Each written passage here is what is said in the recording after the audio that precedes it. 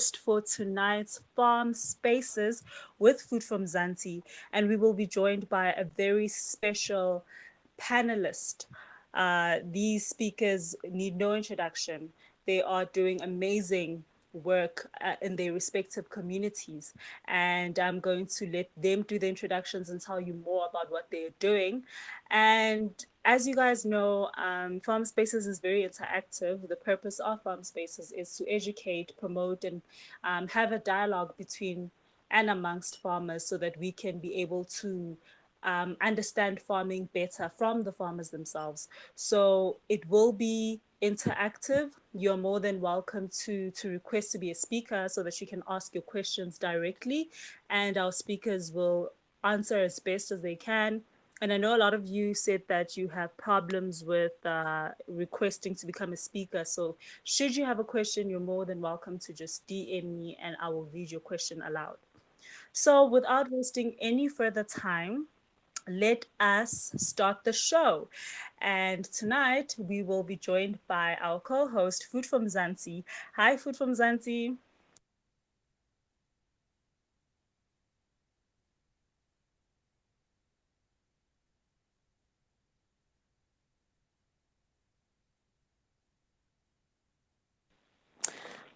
Food from Mzansi.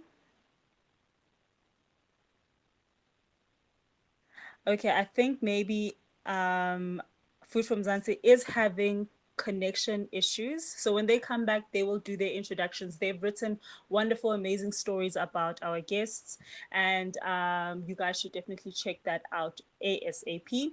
So now, without any further ado, let me get started with our first speaker. We'll start with Kaya. Kaya, please introduce yourself. Tell us who you are, where you're based, and what you're currently busy with. Hi, Gugu. Thank you for having me on the show. Hi, everyone. My name is Kaya Maloney. I am a urban agriculture entrepreneur and founder of AfriLeap. AfriLeap is a controlled environment agriculture business that sustainably grows wheat, premium hops, grows it hydroponically for supply of fresh, local, high quality hops for the pharmaceutical, cosmetics, microbrewery industry, as well as the pharmaceutical industry. So, for those that don't know, hops is the main ingredient in beer. It's what gives it that sour taste, and it's normally put at the end of the brewing process after fermenting, after everything.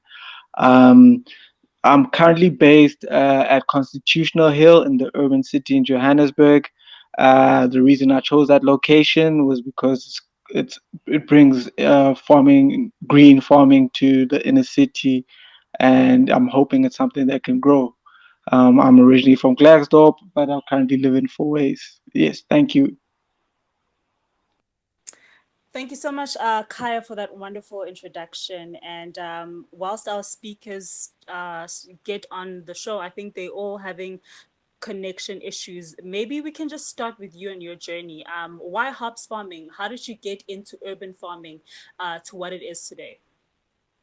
So I always start my pitches, and I've done quite a few. I always start them by quoting Benjamin Franklin. I think he's the third or fourth American president. I'm not really sure, but he says there cannot be good living where there's no good drinking, and I couldn't agree more. So the thing about hops, uh, first, let's start with craft brewing. Craft brewing is amazing, right? It brings people together through a common passion, and in doing so, truly does make for, as Benjamin Franklin said, a better living. But as great as craft beer is, and with the good things that come from it, even though it does have some social ills, it's also inevitably linked to something that's in desperate need of innovation, and those are hops. Hops, without hops,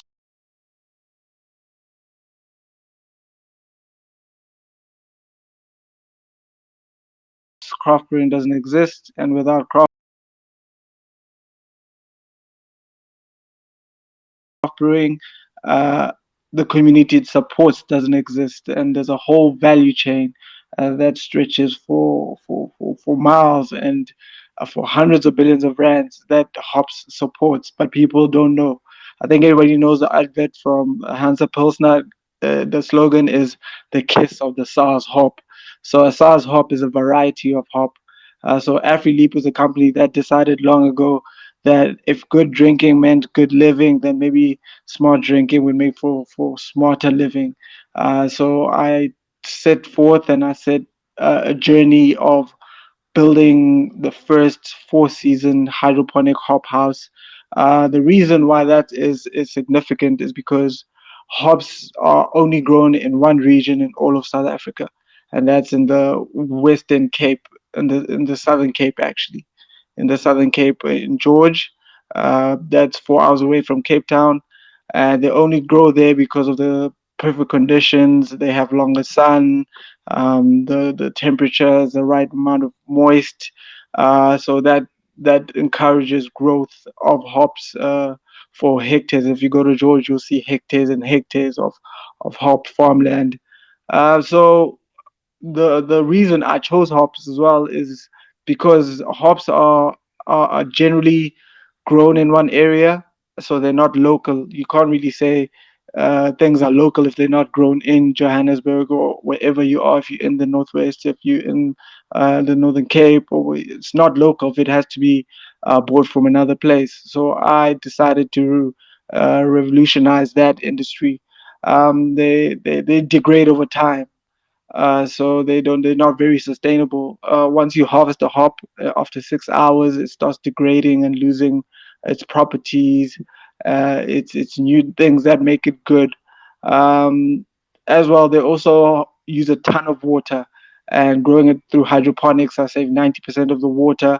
As well, I don't use pesticides. I don't use any harmfuls because I grow on top of a rooftop structure. It's a flat roof at Constitutional Hill, so that also allows me to save on things like water as well as pesticides, etc. But also, hops only harvest once a year, so they have a 12-month growth cycle down if you grow it traditionally in George. So as I mentioned, they use a lot of water, they use a lot of chemicals, they emit a lot of waste. So when I thought about a crop to choose to grow hydroponically, I thought of hops because I knew it's an industry that's in desperate need of innovation. So I set forth to build the country's first four-season hop house, because with hydroponics, you're able to grow more and get bigger yields, save a lot of water and pesticides sometimes, not as much as you would on a grown land. So yeah, I chose hops for that particular reason. Awesome, awesome. A lot of interesting points that you mentioned there. It being local in a sense that it's grown in Johannesburg, and that you're using hydroponics to grow the hops. And maybe you can tell us as we go, what methods you're using and how that's working out for you, and share your markers as well. Interesting though, Kaya, that you're doing hops. It's not something that's very common. So kudos to you. And I see that our co-host is here, Food from Mzansi. Hi, Food from Mzansi. Hi, Gaga, and everyone else. Can you hear me? Loud and clear. Thank you. We Awesome, can hear you. awesome. It's great to be on the platform tonight with you and all the other speakers and everyone that's joining us virtually from everywhere in the world.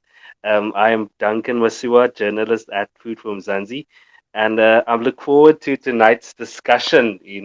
Township farming. I love how more people in their areas are starting to look into agriculture, and I think one of the main things that we as Food from Zanzi wants to do is, introduce agriculture to people that normally don't, that shy away from the space. When people look at agriculture, especially young people, they look at it as a dirty job. It's hard. It's inaccessible. And I think, when we hear stories, like Kaya and Musesi, who's also, I think, joining us tonight. When you hear these stories about young people doing it and doing it in their communities, it's great to hear. So I look forward to tonight's discussion.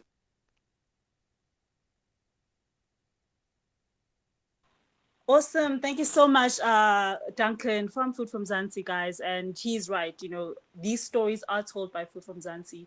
And we are so, like, privileged to have a platform that allows us to share these stories of these heroes. So thank you so much for that, Food from Zanzi. We do have our next speaker here, Mr. Tim Abba. Mr. Tim will introduce himself and just share more about what he's doing in his community. Hi, Mr. Tim.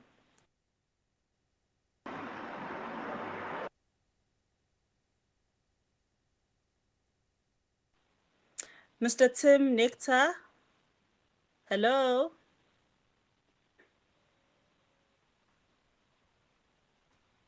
Sure, guys. Okay, I think Mr. Tim Nectar is having network issues, but he is here, which is great. We'll move on to our next speaker, Moss. Moss, hi.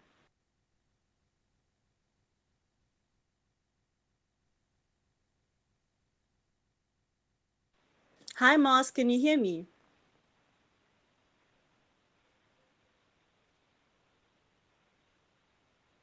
Must maybe your speakers off.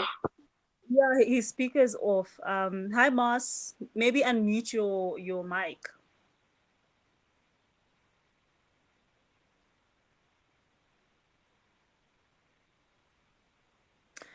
All right, guys. I think it's just really one of those things. But we will move along. Mr. Tim, Nectar, and Moss, if you guys are here, just unmute and speak, and then we'll carry on with you guys telling us about your work in your communities. And now, Kaya, over to you. So, tell us about hubs. Who are you providing your hubs to? How many people do you employ? And how big is your operation? So at current, I was always looking at this opportunity. So I went through an incubation. It's a urban agriculture initiative. It aims to create employment for youth, have them starting their own agri businesses. It's with the WIBC. Wouldn't it be cool? So I joined that incubator in about 2016, end of 2017, mid 2017 actually. And then from there on, I went through. They teach you the business models because you soon learn that farming is more about numbers more than it is about passion, more than it is about keenness to grow anything, more than it is about agriculture. You learn that it's about numbers immediately, and what can you do with the small space that you have, and which markets are you catering to, and is the market receptive to receiving orders from a small holder farmer, or would they rather just work with big holder farmers? What initiatives are available to help people? Who can you work with? Can you form cohorts with people who are doing the same thing as you, just to get your numbers up, because it is really a big numbers game. The issue of land is a serious issue because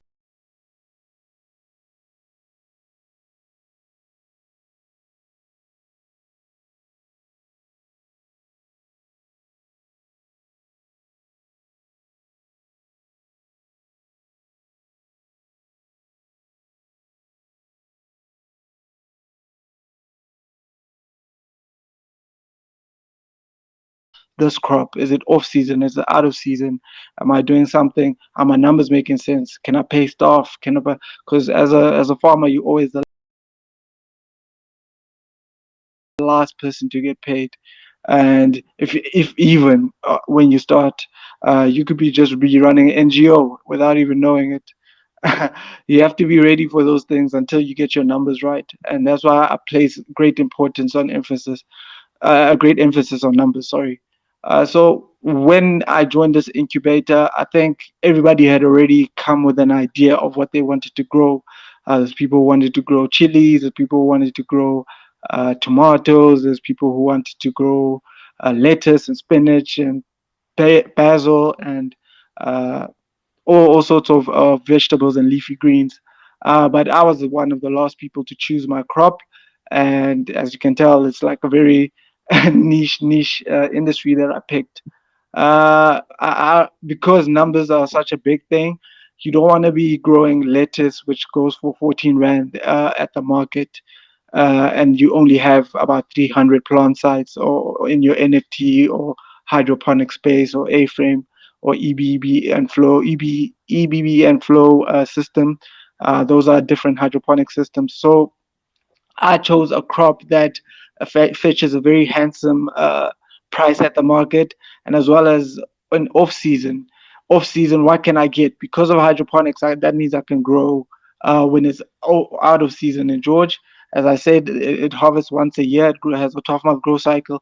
That means for the 11 months, I could produce hops for the market, and they wouldn't be able to get it anywhere else unless they're importing.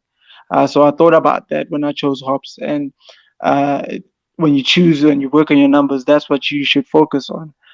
So basically, I chose we when you register and graduate from this urban agriculture workshop, or they basically give you a loan to set up your own 300 square, 250 square hydroponic facility with a crop of choice that you would like after you've pitched and presented a business model on how you're going to present this thing to the market and what your numbers and your projections look like. Hi, Moss. Uh, so sorry about that. Um, so sorry, Moss. Can you mute your mic, please?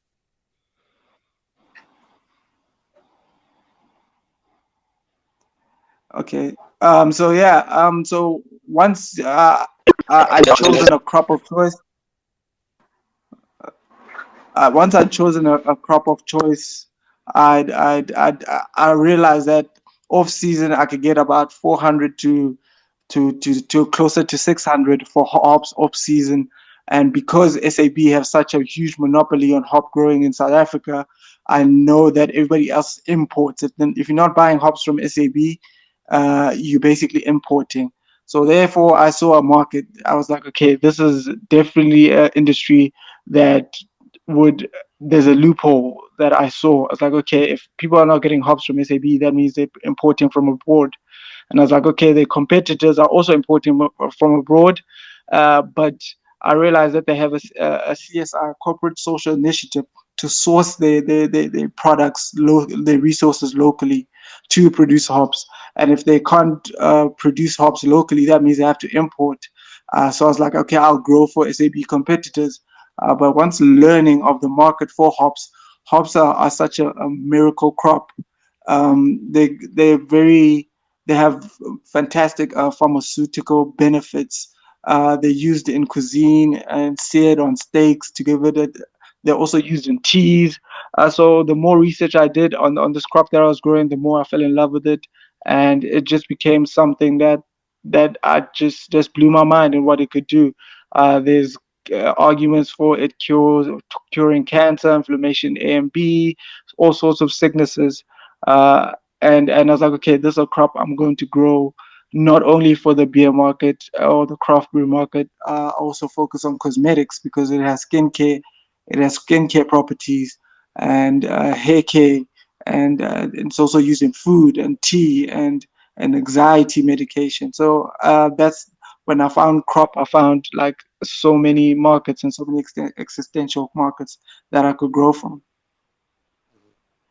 That's absolutely great, Kaya. It sounds like you a lot of research went into starting your very niche market, your very niche business, and maybe take us through. And it's great, Moss, that you've joined. I think Google will cross over to you in a second, but maybe Kaya, maybe expand on the research that went into hops. Farming, and for a newcomer, someone that is looking into this industry, this niche market, what should we be looking at? Um, so once if you're interested in hops, it's a demanding crop. Okay, if you have children, these are worse than children, and how much they're demanding. They're very picky and finicky plant. If you don't sing to them and talk to them, tomorrow you'll come back and your farm will be bright yellow. So they're very demanding, and you need to constantly be doing research and learning what they like and what they prefer. And I'd say there are people. I have a mentor who's helping me. So if you're gonna go into something like this, you need a mentor. in any agriculture actually, it's advisable to get a mentor, someone who will walk you through, someone who's seen around the corner, somebody who's seen where you're about to go or you haven't even charted yet.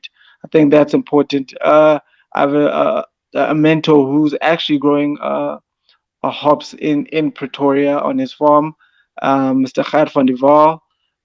He just has an unbridled passion for hops and hop growing, as well as agriculture in general.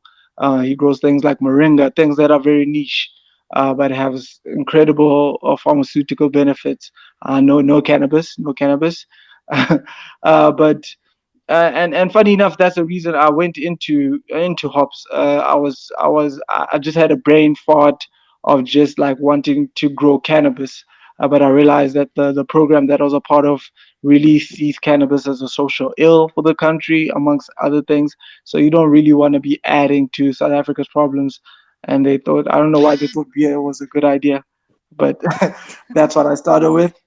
Um, Yeah. so uh, if you hops and cannabis are actually the same cannabinoid family. There's four of them.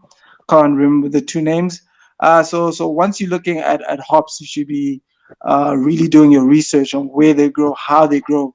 If you're growing it hydroponically, what conditions are best. Um, how many harvests am I going to get here from this particular operations, and if I sell it at the market, will I pay for my rent if I'm renting? Will I pay for my electricity? I have a staff member of one at the moment on my 300 square side. Can I control the conditions? So those are things you'd be looking at. You'd be looking at mentorship. You'd be looking at cost to production, and you'd be also looking at like research in terms of conditions and growing hops all around. Sounds pretty awesome, Kaya. And I like the fact that, you're one of the very few people who are actually in this business. So kudos to you. You're doing absolutely amazing. And I like the fact that you stressed on mentorship. I think a lot of us can just maybe take, some tips from you because, you started from an incubator program and you worked your way through. So I think everyone needs to understand that farming is not a get rich quick scheme. You have to go through process and really understand what you're doing so that you can able to actually sustain the business and make money instead of, as Kaya said, find yourself owning an NGO. So thank you so much for that reminder, Kaya. We did have Moss here to speak more about aquaponics, but I see he is struggling with his network. So is Tim Nectar. So, Kaya, you'll have to hold the fort on this one. But I'll open up the space to our listeners. If you guys have any questions, comments, queries that you'd like to address to Kaya, now's your chance. Just request to be a speaker, and we'll make it as interactive as we can so that everyone can really understand the industry and how to start where you are and be a success out of it. So Kaya, with that being said, tell us more about hydroponics. Not a lot of us are familiar with it. How does it work? What model are you using? What kind of system do you have? And let's speak numbers now. Tell us about your yields. Okay. So I always stress this to everyone that wants to start hydroponics or just in agriculture, that hydroponics, aquaponics, aeroponics, these are all just techniques. This is not just like some magical type of agriculture. These are just techniques, a means to an end. So you should also think carefully when you want to do these sort of things. You shouldn't just like the name and be like, I know how to pronounce this, or this one sounds cool. Let me venture into that, because, as I've said, you soon learn that numbers are what matters in agriculture. So there's hydroponics, aquaponics, aeroponics, all sort of ponics. Vertical farming is also a part of hydroponics, and basically what hydroponics is, in basic definition, is a production method where plants are grown in nutrient solution rather than in soil. So where in a traditional farm you just grow something in soil and it grows, in hydroponic system is more in a tunnel, plastic type of structure, where things are a pipe. A pipe is grown through a system, and then water runs from a reservoir. a reservoir, which is a main tank that's just filled with water, and then that's where you mix your fertilizers. So there's a couple of hydroponic shops that you actually get to learn of and know who sells what, and where's the cheaper one is, and which who's expensive at this, and that's a market on its own. That's a value chain on its own. Just getting the different things that inform your goal controlled environment agriculture. Uh, it's all just controlled environment agriculture. So the within that value chain are hydroponic shops, and then you go buy fertilizer. Now, even if you weren't a buff it's in school or about science or chemistry, once you start a hydroponic farming, you learn about the different chemicals. You're like, oh, I recognize you from grade 10. I recognize you from a trick, and NPK, nitrogen, potassium, and phosphorus are essentially the nutrients that you dial in the water of the reservoir that feed into the roots of the crop you're trying to grow. So basically, hydroponics. With hydroponics, the greenhouse environment controls the system, and water just consistently runs through the pipes from the reservoir tank into the medium, the grow medium. So normally it's perlite or it's cocoa peat, which is like coconut husks. It's not soil, it's not sand that you would naturally get on a traditional farm. So the reason for perlite or coconut husks, which is cocoa peat, is because it's porous. Water runs through it, and nutrients. It absorbs nutrients. So whatever you're planting, so if you're planting seedlings for maybe lettuce, for example, the roots would actually sit in the perlite or coconut husk, or in the film of water, and you would take your phosphorus, your NPK, your solution A and B, and go mix it according to the preference of your crop. And then you go mix it in the reservoir tank, and the reservoir tank would be timed. So every 4 hours it comes on and runs for 20 minutes, and in that 20 minutes it runs nutrient rich water from the reservoir tank into the pipes up into the whatever system. So I'm growing in a Dutch bucket system, uh, in hydroponics, but a Dutch bucket system that for hydroponics. And what that is, it's a hydroponic Dutch bucket system is which two or more bags are like placed next to each other, and they receive the same water, uh, nutrient rich water that goes into them via a pipe and then flushes out and goes back into the tank. And it's all automated, and the pump will just keep pumping it every 4 hours for 20 minutes.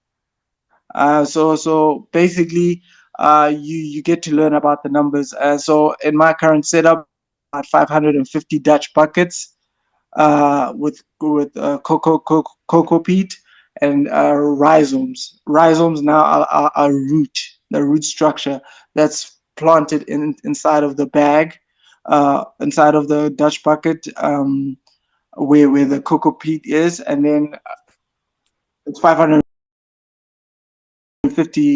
plant sites. And now with each Dutch bucket, I'm able to get somewhere in the Hello, region of guys. hi Tim. Oh, Hi. hi, Mr. Tim is here. Kaya, could you just maybe hold on to that? We'll really get back to the Okay. system that you're using and just introduce Mr. Tim. All right, Mr. Tim. Hi. Hi, Mr. Tim.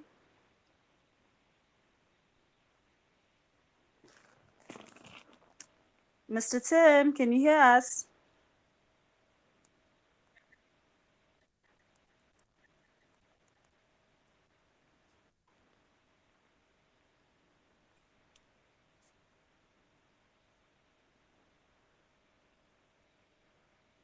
I think we lost Mr. Tim again. Duncan, I think we lost him.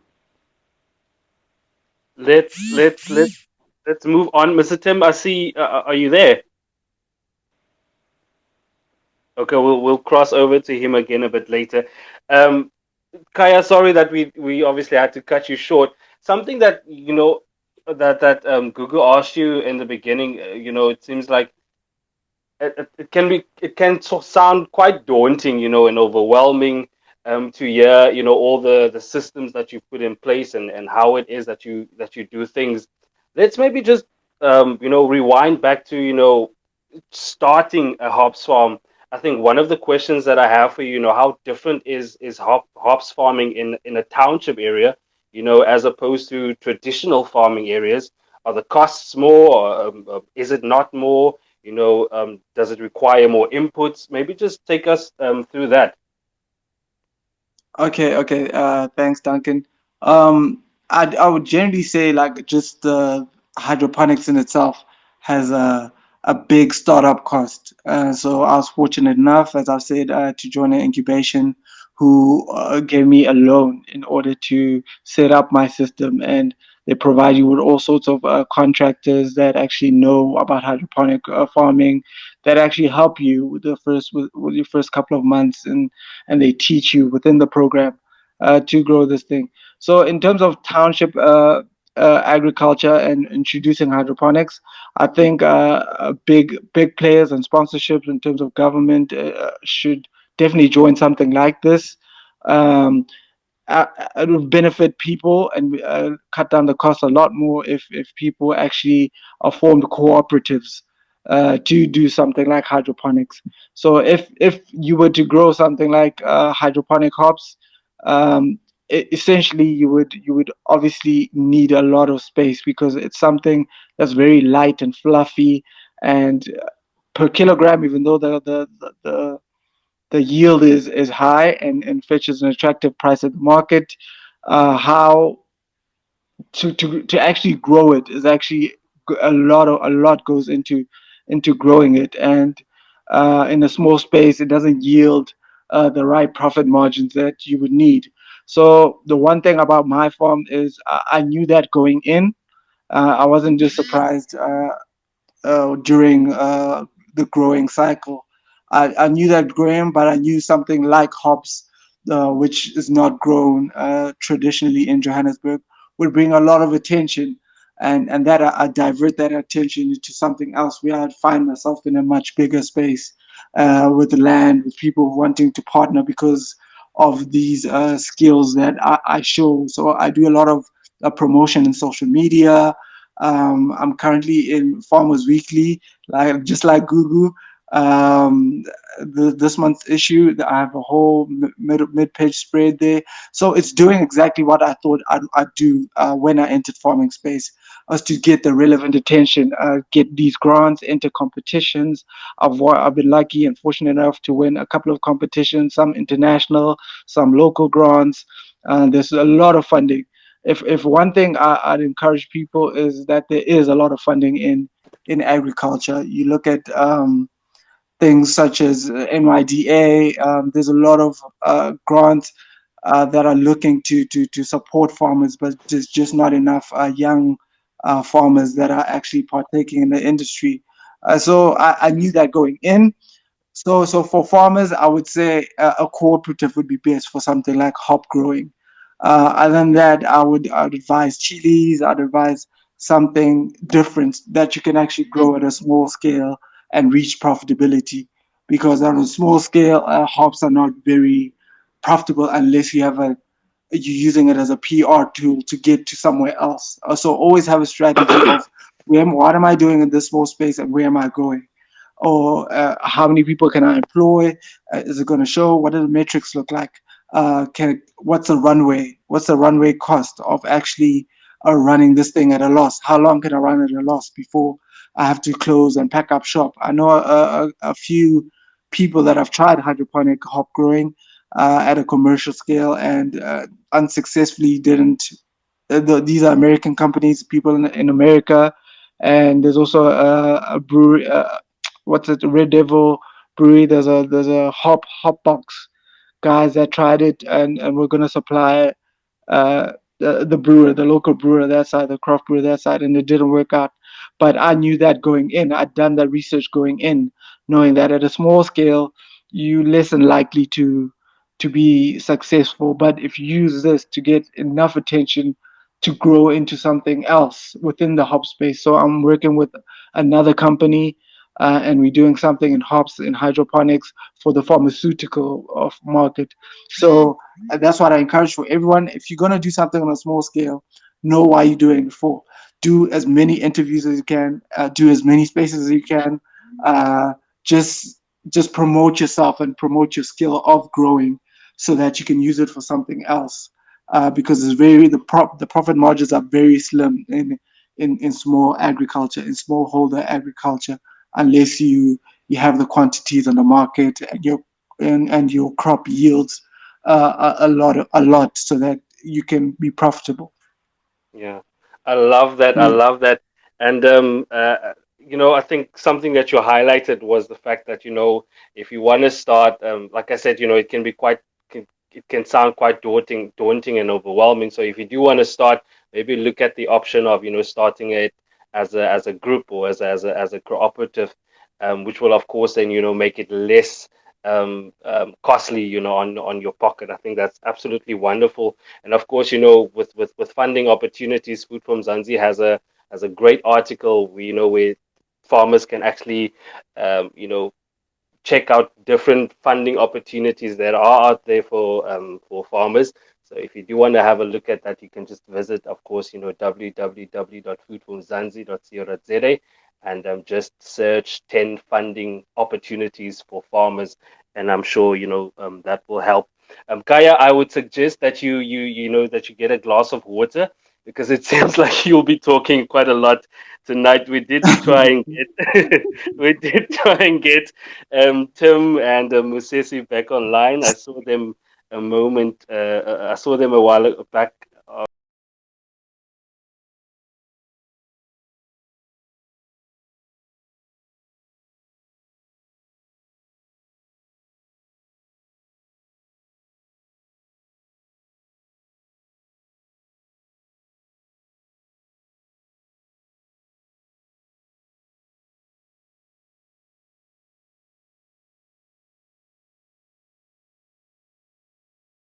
They are here. They're struggling with the network. Um, but yeah, Mr. Tim, Abba, and Moss, if you guys can hear me, please fire away. You can start speaking. Maybe, there's glitches here, but if you guys are live, just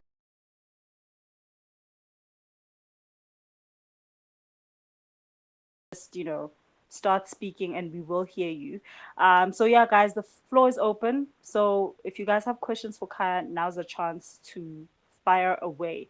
Kaya, I love the fact that you said that there are funding opportunities for the youth, and I think not a lot of people are strategic about that, as you have been. That when we're looking at systems like smart farming, that's where the money is in terms of funding, because that's something that's almost guaranteed. It's a system that's going to work for you, that's going to produce all year round. And young farmers need to start looking at farming for profitability, start looking at these high value crops. So thank you so much for sharing that as well. Tim Nectar, hi Tim Nectar, are you here with us? Please, crossing fingers. Tim Nectar.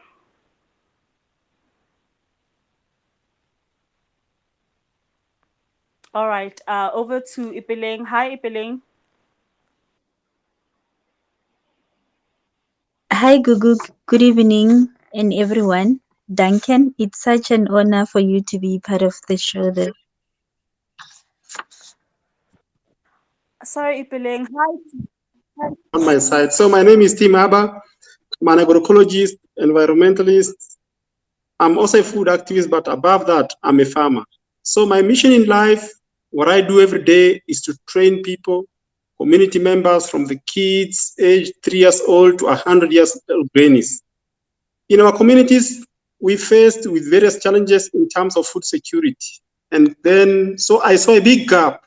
The biggest gap is about knowledge and skills transfer. How the knowledge that we have about agriculture on its own, how it's being dispatched. The government on its side is playing its role, but we on the other side are just beneficiaries, waiting for things to happen on their own. So I say, no, I got some bit of knowledge in farming. How do I dispatch it out? So I'm more, Kaya is into hydroponics and other stuff. So I'm more into the opposite. I focus more on growing the soil. I don't grow crops, I don't grow vegetables. I don't, what I do is I grow the soil. For me, the foundation of organic farming or biointensive agriculture or agroecology in that case is how do we grow our soil. So we grow our soil focusing first of organic farming, composting, and other stuff. So what I've done in the communities, I go and create awareness. I do keep pigs. So one of the foods that pigs eat is most of the waste. When people cook pups in the townships, people throw them in the dustbins or all over. Then rat infestation in community happens. So I spoke with my neighbors and gave them buckets. These 20 buckets, and I say, guys, please fill this bucket. So every Friday I go around the community and collect those buckets. So I use that to feed my pigs and my livestock, and then the droppings, I use that as for making compost, fertilizers, and all the stuff for the fertility of my soil. And then what my farmers, what now the community members benefit is from the produce that I grow. If a bunch of spinach is 6 rand, they're able to get it at 3 rand. So I've got that type of relationship with the communities.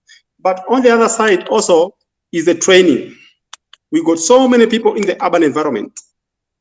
We don't have the luxury of having hectares. As you see, Kaya, they got a small space. So I believe in minimum space, maximum production.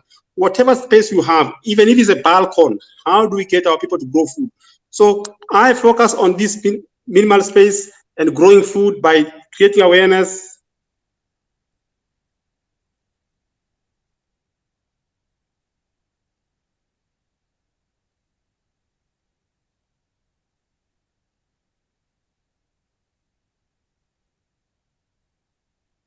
Okay, it seems like we've lost Tim there again. It does look like he's reconnecting, but the moment he's back, we'll get back into what he was telling us about his business. Ipeleng, if you're still there, you are welcome to you ask your question, the one that you had for Kaya. But I think, thank you, Duncan. I think what Tim said is very, very important. People shouldn't only look at primary production when, as it pertains to agriculture.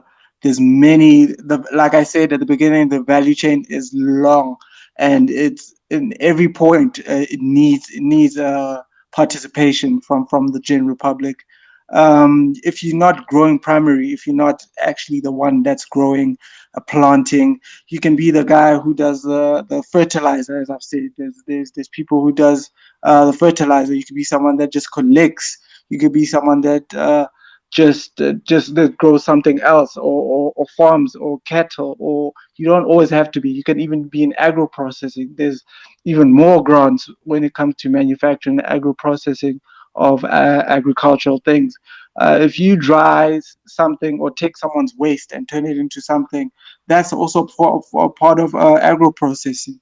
You can even have tourism. You can even have tourism. There's a lot of people and schools that are just want to learn and show their kids a career path in agriculture. So not only by going to a farm and be like, okay, this is where I grow my corn. No, it could just be simple as taking someone down to a pig farm, or something that's different, that's entirely not a part of the primary production. So you don't necessarily have to be a farmer that's in the sun, and that's also part of the reason why I chose the location I chose. I chose Constitutional Hill because not only for its historic significance, and it would be easy for tourism and to get that name. Like I said, I did choose it because of PR and what attention I can get. That's the same prison where Nelson Mandela and Winnie Mandela were captured, and now generations later, a young black kid is growing on a rooftop at the same place where they were fighting for our rights, and that's something that's so full circle.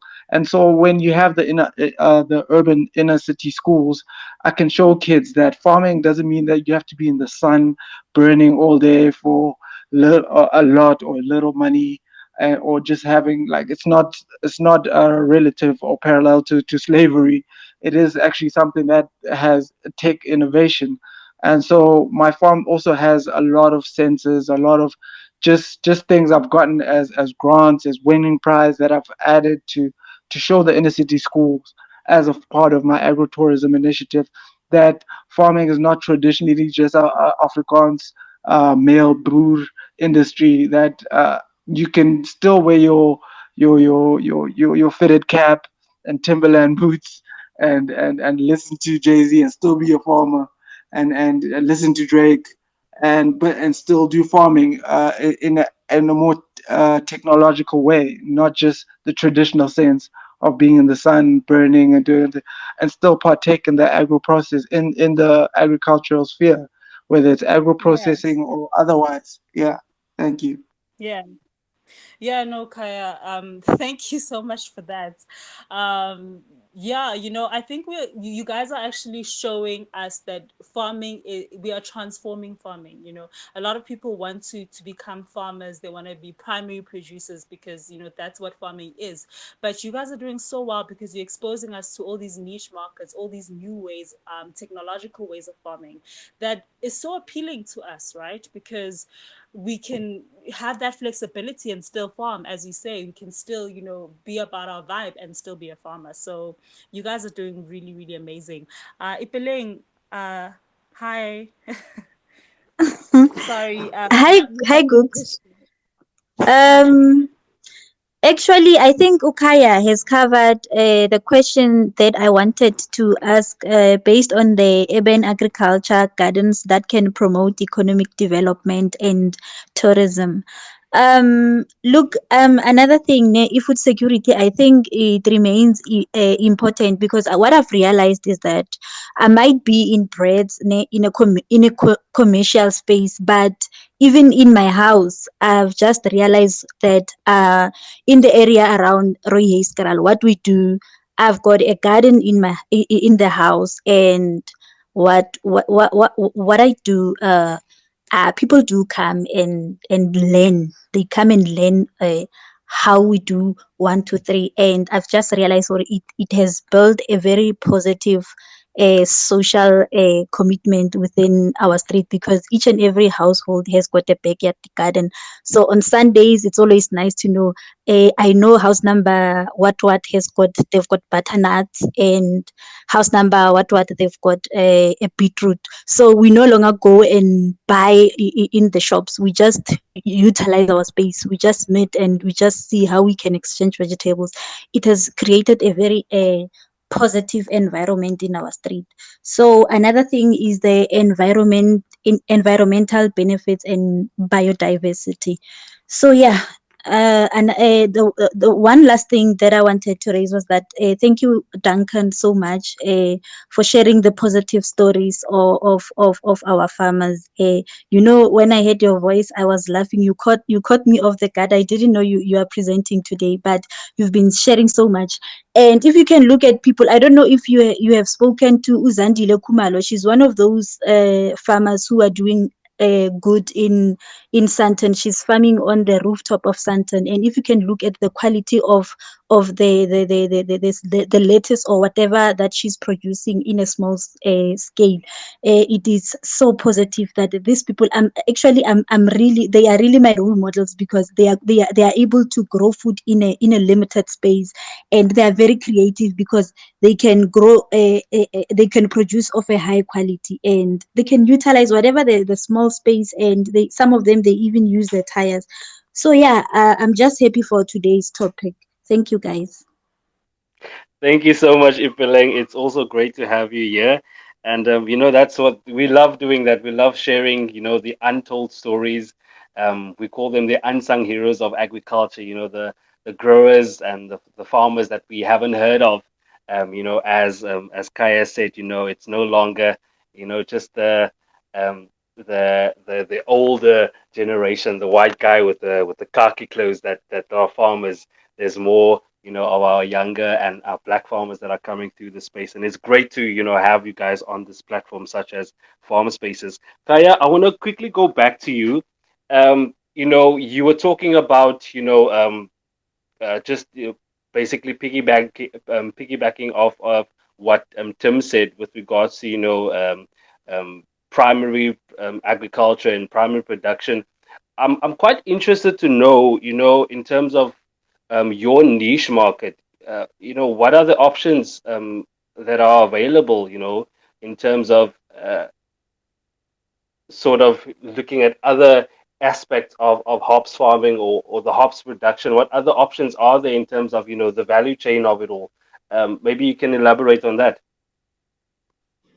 Okay, so generally, the value chain of hop growing is long, depending on the market that you targeting. So for example, hops they grow, as I said, once every 12 months in traditional land, but in hydroponics I managed to grow them three every 3 months, so 4 times a year. So I 4x in my little space what they do in once a year in George, down in George. So one of the things about hops is that, as I've said, they degrade over time. They're not very sustainable. Once you harvest a hop, you have about 6 hours before it starts losing its nutrients, as I've said. And that's why in the history of beer of just beer making of hops, it's always been used in beer making. And what they do down in George is they harvest it, and then they put it in something called a kiln. A kiln is how you dry it and you pelletize it. You turn it into little pellets, like little tablets, that you can later add, store, and then later add in the brewing process to give it that fresh aroma and taste and bitter flavor. So that's one thing I don't have at my disposal is a kiln. A kiln is basically drying. It's like a bride thing that you burn. And one thing I learned after doing my research is that once you burn, and how they've been doing it for hundreds of years, it's just when you burn the hop, it actually loses a lot of its properties that are good for the pharmaceutical industry. I've been speaking with a lot of people along the value chain of hop growing that actually dry food. People that make these chew dry fruits and things like that. And people that vacuum seal and vacuum pack for preservation. Those are people along the value chain that I can tap to if I want to basically cater to the cosmetics market of hops, of hop growing, or tea market of it. I don't need to burn it. Whereas in beer making, they only burn it. They only grill it, they pelletize it, dry it. So I found different ways of drying, of just vacuum extraction, or of just taking out the CO2 and preserving it for much longer time. And what I get from preserving it for a longer time is that it can be used for multiple industries, like I've said, in cosmetics, in tea, in restaurants. Then the education of hops starts. So there's a lot of I would say um, businesses along the value chain. One would be drying, one would be possibly transport, vacuum sealing and storing would be another one. Um, just there's a multitude of ones. Just storing container, a pack house is also one of those ones, where you want to package your things nicely for the market. One is also the market. You can basically not even touch any crop and be in agriculture in how you buy and sell at the market. So there's Johannesburg fresh food market, where things are negotiated for farmers, on behalf of farmers, for price at retail market. So things like that, you go and you go negotiate prices for farmers. That's also a business along the value chain. So there's a multitude of businesses. Um, During the recession, agriculture, I think I read from Mr. Wandile's articles. I'm not really sure, but agriculture was the only industry that increased during the recession. That shows you how important agriculture is as an industry. So doing your constant research about things like that, I always tell people, like, because if Australia is south of the border to us, and they supplying America, the difference between between Australia and America and South Africa, and America, is that 14 hours, or 14 hours of travel or flight. So if you were to tap the same market that the Australian people are delivering to and just promise American time, you'd be like, what takes Australians 14 hours to deliver to you guys, I can do in 7. So that immediately becomes like a unique selling proposition to anybody that's willing to listen. If it's an American company, if it's an African country that needs whatever is grown in Australia, if you can grow it in South Africa, arbitrage the time. You're able to just negotiate. So you always have to have those unique selling points as a farmer. You always have to have something that sets you apart from someone that basically has a bigger farm than you. You always have to have those things that make life easier for either the retailer or basically for the end user, the market, the food market, wherever you're delivering to. And one thing about food, um, food and food scarcity is going to be a real problem. There won't be enough food in South Africa for the market. We have to make sure with the number of people that are moving into urban areas, there's going to be a great shortage of food. And basically, smallholder farmers are going to have to start working together in terms of cooperatives.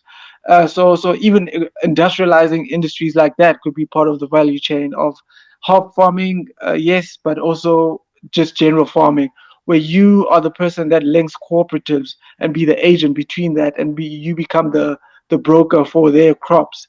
Could be a whole entire business altogether, because it's gonna come a time where just retail market is desperate for food, fresh food and quality food where they get anywhere else.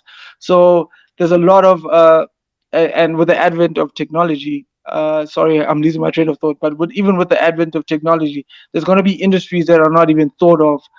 You look at the previous years, the first generation industrial revolution or the second industrial revolution, where people were generally either farmers or something else, and people drove with cattle. The people that used to go to work and melt horseshoes, and now that's not an industry because people don't walk around in horse don't move around in horses anymore, they drive. So you also have to look at it in that space, like when things evolve you have to evolve with them, and also it will impact in the employment and increase employment. So that's also something that I always encourage people to think, what's next, what can be done for the next, what's after this, what industry can we create. The traditional economies and job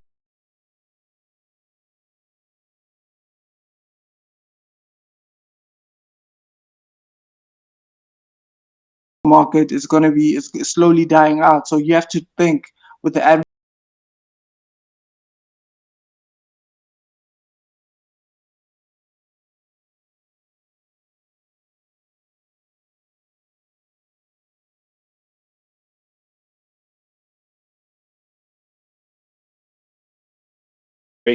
Some of the things that you've said. I mean, you've touched on, how important it is to, to connect with others, form cooperatives, look at how you can diversify your offering.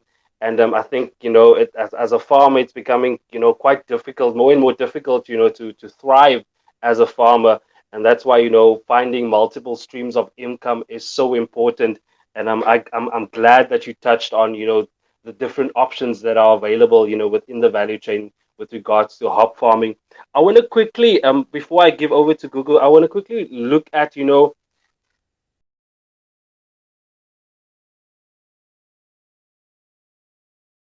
some of the challenges. A lot of the people that are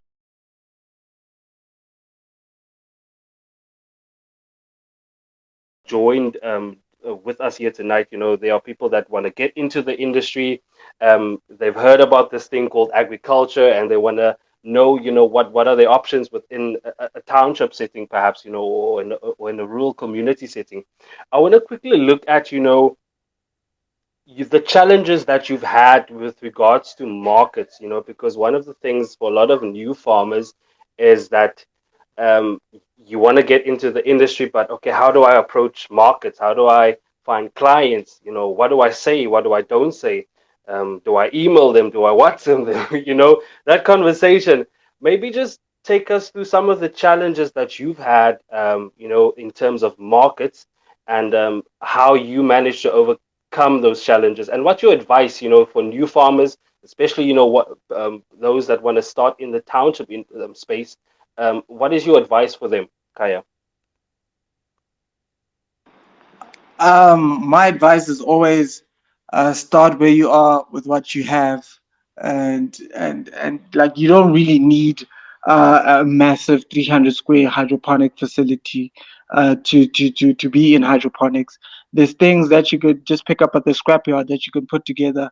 Get on YouTube, use about 500 megs of your data, and learn how to assemble. You'll see these how-to videos, and you'll watch them, and they don't even say a word in some of these videos, and you'll just sit there and watch, and then you'll see a guy set up a whole hydroponic system by himself, and just using like raw materials around him.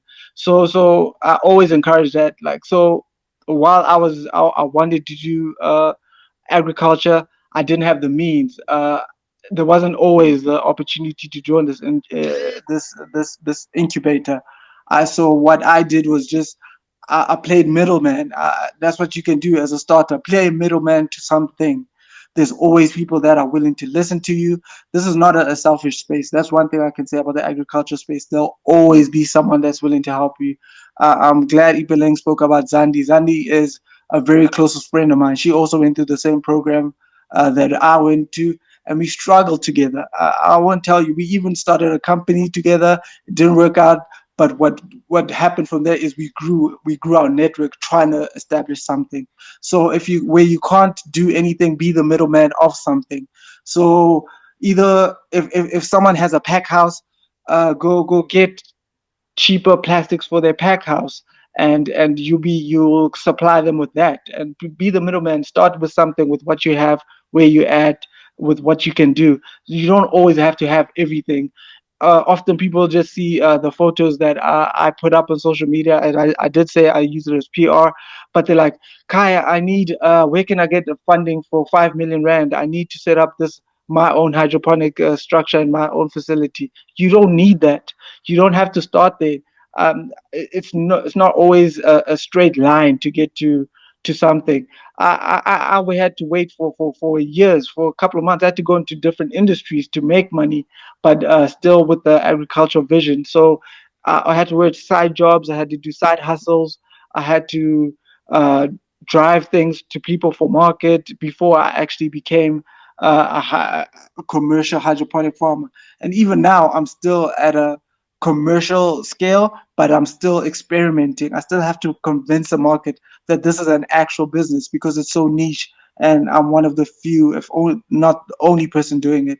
So it's always a learning game. Always be researching, always willing to collaborate, and don't be shy to actually go to forums on Facebook, on Reddit, on Clubhouse, on spaces like this, and ask questions. Like, I promise you, there's no stupid question when it comes to agriculture.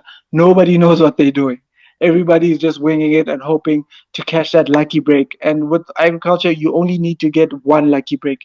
You don't need to supply checkers and pick and pay and spa and all these other. You just need one. You just need one of them to believe in you, and then you grow your business from there. You can choose a crop like mushrooms, grow them in your back room, in a back room, in your storehouse, or build a shed in your backyard, and then experiment with growing mushrooms with just CFL lights, just normal light bulbs, and then you learn from there, and then you will do your research, and it will lead you to the next thing, and the next thing, and the next thing, and the next thing you look up, and then you have a 14-hectare farm in Limpopo where you're supplying major retailers abroad, or the psychedelics market and magic mushrooms. You don't know where you're going to land up. So what I encourage is just start. Don't wait for the perfect time. Just start. Like Tim said, if you have a balcony, start there, but always have like an end goal, something that you're working towards. It will never be that you'll get funding from government that will give you 250,000 or 2.5 million to set up your farm. There's the whole conversation with EAFF. about land. That's all good. That's euphoria. Those are things that are in the future. But what you can do now is what you can control.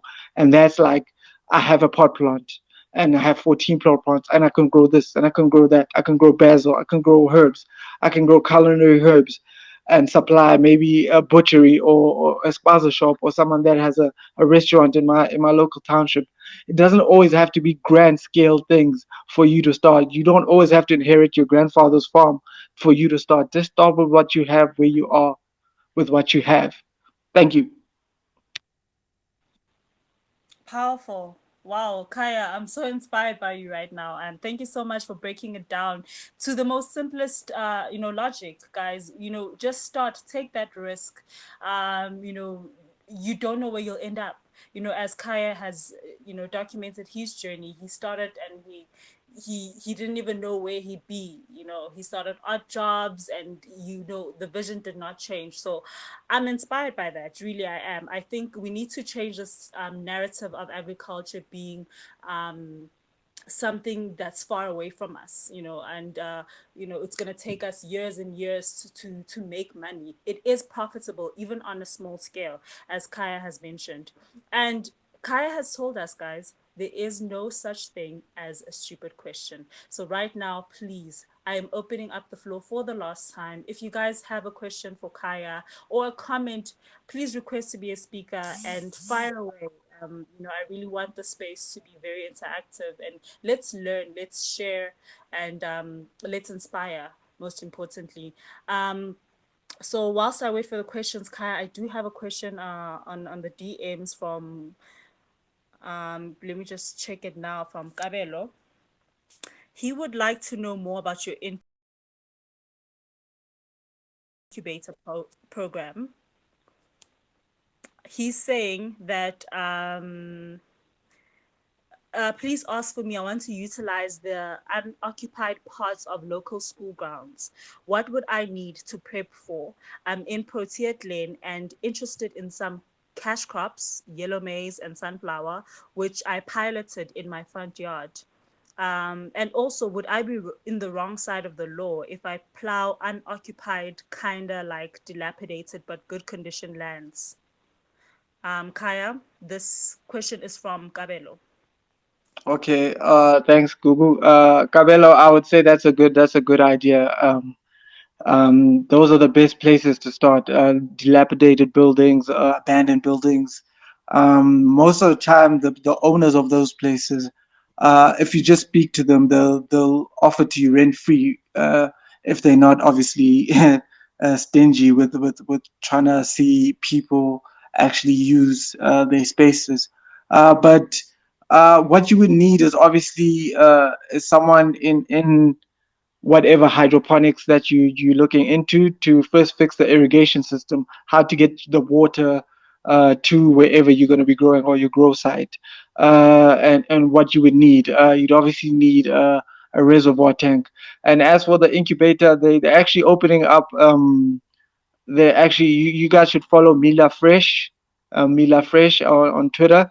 They're an arm of Wipsy of the incubator as part of the UIA, and they're going to be opening up incubations this week or the following week. I'm not really sure. I'll have to ask Ritabile.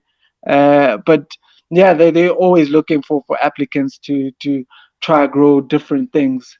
So things like corn, like those things would be obviously on a on a small space. It wouldn't make sense. That's why I say if you're gonna grow things like corn that needs hectares and hectares, always have an end goal in mind. But while you're doing the growing of corn and things like that that need massive scales to be profitable, use that as a marketing tool and be like, I'm Cabello, and I'm growing in my local environment or local area. There's schools around here. I teach kids. So use that as your story. There's nothing more beautiful than the story when it comes to agriculture. People love to hear the story. Like, how did you get into this? Where did you start? Do you have a family history? Do you have a history of farming? I don't even have a history. There's nobody from my family that actually has a farm or grows anything agriculture. It's all self-taught. And the learning curve is really not that steep. After you fail to learn, and you should welcome and embrace failing to learn.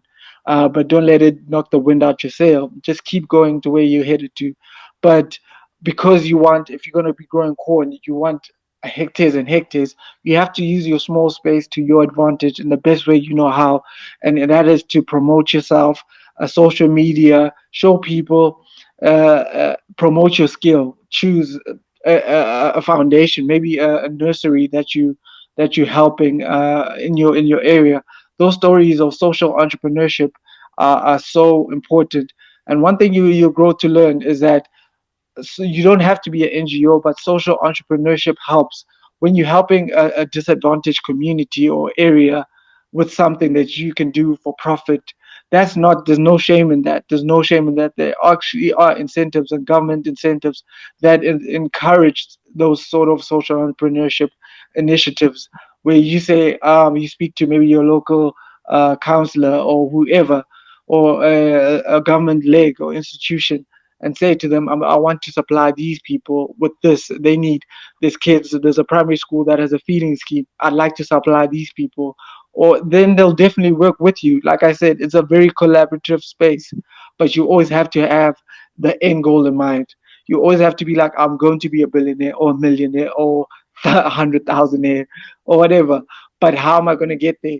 If it has to start with this small space, I have to have a strategy on how I'll get there, but I'll use this as my marketing tool, my social entrepreneur vehicle to get to where I want to go. And it won't happen overnight. It won't happen maybe in the next 3 years. I started in 2016, it's 2021, and I'm still working my way there. So, yeah, I hope I answered the question. Thanks, Google. Thank you. You did, Kai. Also answered NPM's question when he asked about when the applications will be available for the incubator program. So maybe after the show, Kaya, if you could be so kind just to write down the details of Miller Fresh so that people can know when the applications are open. But we do have another question from author Yvette. Hi, author Yvette. Oh, David. Hi, Googletu. Thank you for allowing me to place this question.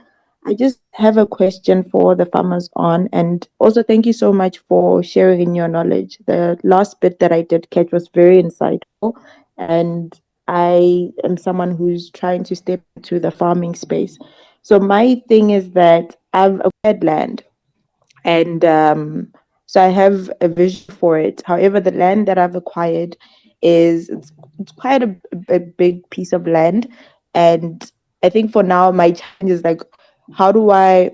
So the land there's limited access to water in the area, and I'm wondering if you have any suggestions as to what are other ways in which I can grow things that or grow things or farm start farming in a way that will require as much water, or are there other ways that you may suggest just from your experience that may allow me to farm in the area with limited amount of water? Thank you. Okay, I think I heard the question. If I'm not mistaken, you were breaking up there a bit. Think it had to do with how you can get limited water and still be a productive, profitable farmer. In terms of traditional farming, I don't really know. I think I heard her. I think what Yvette was asking us that she has acquired a big piece of land, but it doesn't have access to water, and what she can do about that. If I'm correct. Okay, yeah, she said 100%. So yeah, that was the question, Kaya.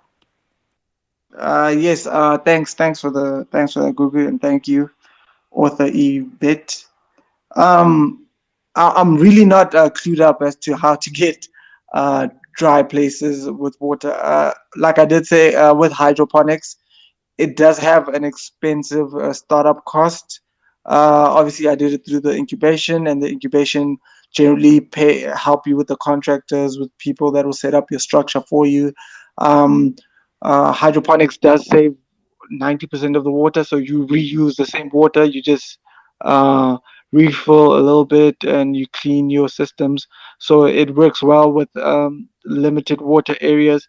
But like I said, the the thing with that, the feedback with that is that uh, it is expensive to start up. So I'm not really sure how I would tap into the borehole systems. I don't know if there's government.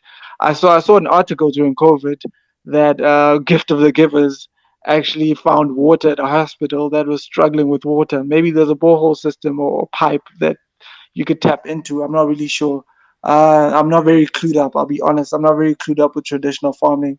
I started, like I said, I didn't have a history of traditional farming. I jumped from nothing straight to hydroponics, and that's where my expertise lies. I'm sorry, but if anybody knows the answer, could they please raise a hand and help author Yvette? Thank you. All right, thank you, Kaya. And maybe just let's speak on the expenses of that. If there is anyone who would like to start technology initiatives in their townships, in the rural areas, you mentioned that it's expensive.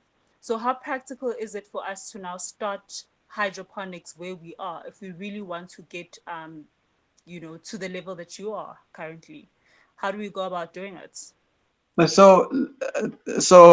I've said, there's if you go to Google right now and type in agricultural grants 2021, the amount of information that's there and people just giving away money in every currency in the world. There's European companies, countries that have initiatives that actually have to support sustainable agriculture.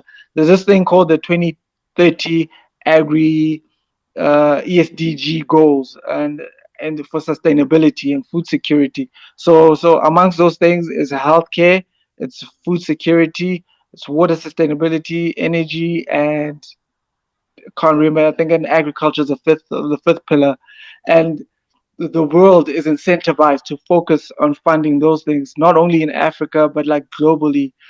So even here, there's a lot of corporate social initiatives from the corporate sector of people that are willing to invest in something like that. There's schemes with your bank, a bank that you bank with, that you don't know. They don't normally advertise it, but if you go to their website and look for the CSI initiatives, like APSA, for example, they actually have grants for agriculture.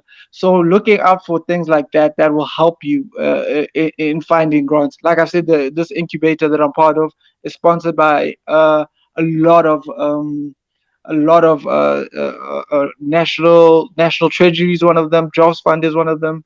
GWK, the biggest cooperative in the world, not in the world, in South Africa. This is a cooperative that is 2,000 companies strong. Listen to me. It's Afrikaans people that got together and can literally starve South Africa if they wanted to, only because they formed a cooperative that works. They make about 9 billion a year turnover just from a cooperative. So that's the power of cooperatives, and I think a lot of people are not tapping into that. If you Google GWK, you'll never hear information about them. You never. If you Google ZCC, not ZCC, it's ZZ, the tomato company. I'm not really sure what they're.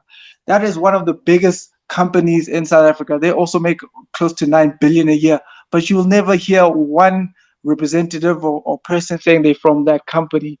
But they control the supply of tomatoes in, I could say, the SADC region, if not Africa as a whole. And those are people that just came together as a cooperative and just put their resources together. So to lessen the cost of anything is to work together with people. So people that also fund this initiative that I'm a part of is GWK, as I've said, National Treasury, Jobs Fund, um, Constitutional Hill is also one of them. So these are people that are always looking to fund agricultural initiatives. But this one popped up as by Dr.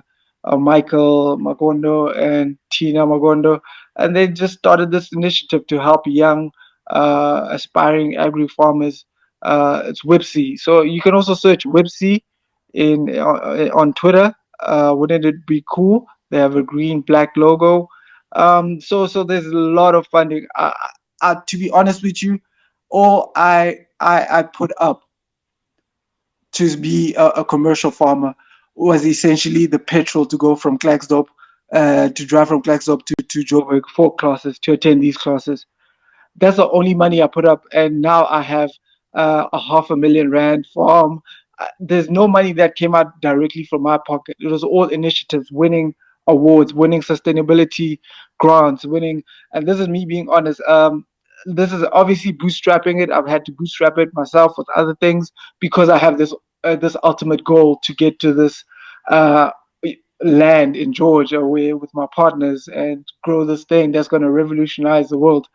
But how I started with nothing but just speaking, connecting, collecting grants, going on Google, typing grants for this is a sending business. And what you learn from that is that even when you fail, even when you don't win anything, the strength of your business plan, the strength of your business model, the strength of your just keeps growing because you realize why you didn't make it for the last competition, why you didn't qualify for the previous grant. Therefore, you improve on that, and that informs your business, and your business keeps growing and gets stronger and stronger. So I encourage failure when it comes to agriculture. Don't be disheartened by failure.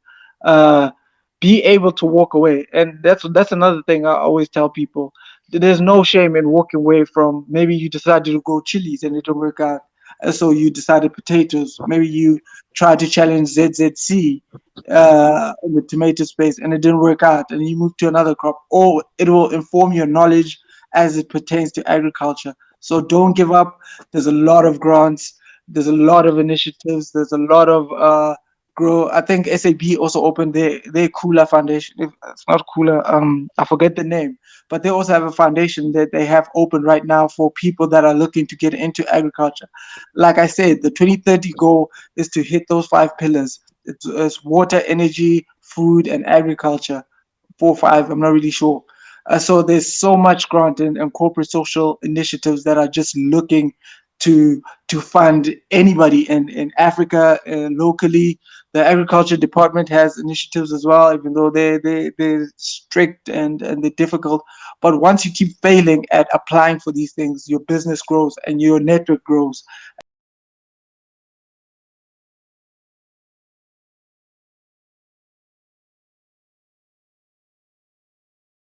And then you eventually look up 5 6 7 years later, and then you have this thing, and you on the cover.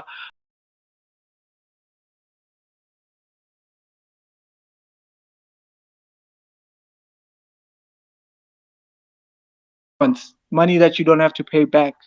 There's so many initiatives that will help you with those startup costs. Like I said, I started with nothing, with just petrol, just getting to the lectures, being able, just getting myself there, showing up, and that's all the money you need essentially. Wow. And you know what I like about you, Kaya, is that you're so open and honest about your journey. It's you are being honest and you're sharing information and you're making it very easy and accessible to the next person to try themselves out by applying here and there, because that's essentially what Farm Spaces is about, that we are going to share information that's going to empower you. We're not going to say, hey, sis, I hustled hard and this is where I am. We're going to tell you that this came from this grant and this is why I'm able to buy this farm. This is why I'm able to be a hydroponics farmer, because I am funded by all these companies looking to invest in agri-tech. So thank you so much, Kaya, for just your honesty and your transparency. We really appreciate it, because it goes a long way. You're giving us hope that we too can try to be the modern farmers that we can be, right? Because at the end of the day, it's all about food security. If we don't have the land, we have the space.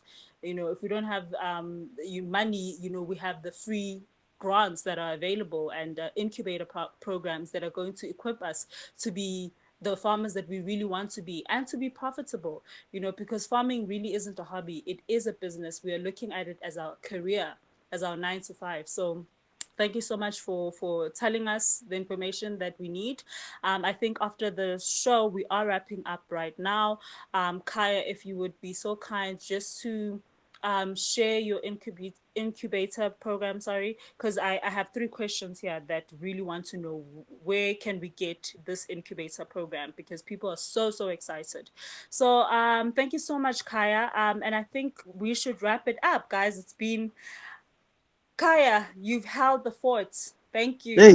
Our speakers, our speakers are here, but we were struggling with network, guys. You know how it is on the farm. Sometimes you get lucky, sometimes you don't. So thank you so much, Kaya. You really held it down.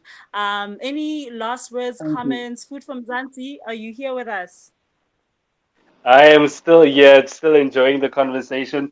You've had a great chat with Kaya. Kaya, once again, thanks for leading the conversation as you did. I think we've all learned quite a lot, and I also just want to thank all the I think it's over 190 listeners, Google, that stayed tuned in, from the get go. Thank you for everyone who stayed on and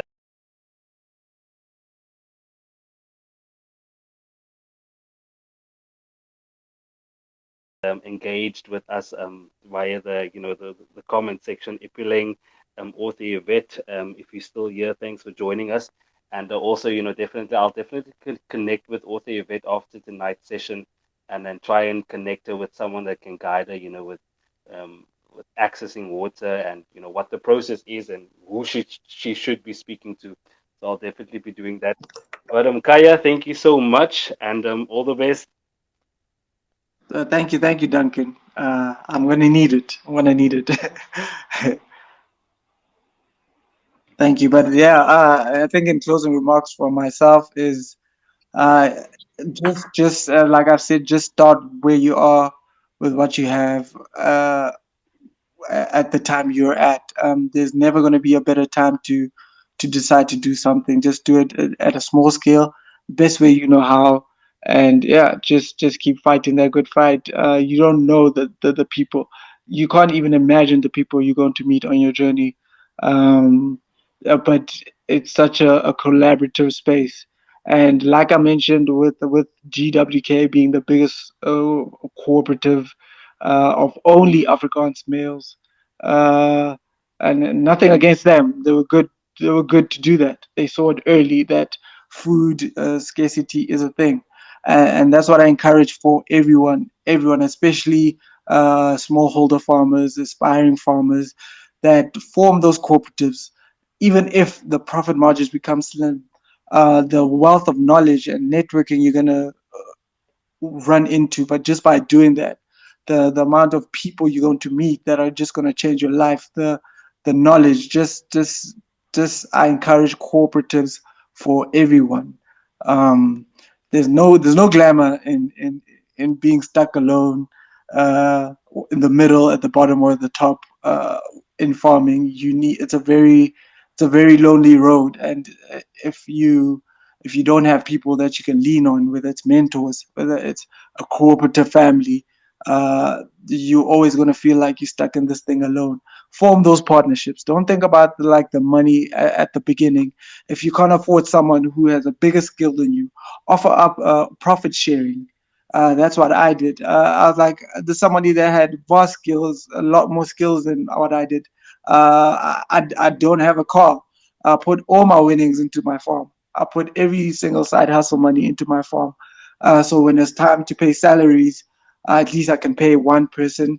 But with everybody else's profit sharing, it's like, what can I do to get this person's skills into my business, to add value to the business? So set up, go to Google. YouTube is your friend. The University of YouTube is the best education you'll ever get. You just go there, type a profit sharing contract, and just a sample of a profit sharing contract. Change the names, give it to a person if they agree, and they see value in your business. You would have gained a skill, you would have gained a network, you would have gained knowledge, insight that you otherwise wouldn't have. Mentorship, uh, profit sharing, cooperatives. That's my closing remarks. Thank you, everyone. Awesome. Thank you so much. That's of course Kaya. For more stories, on the farmers and agriculturalists like Kaya that go above and beyond to feed South Africa, you can of course visit www.foodfromzansi.co.za. Join us next week for another great farm space session. Gugu, I believe you're back tomorrow.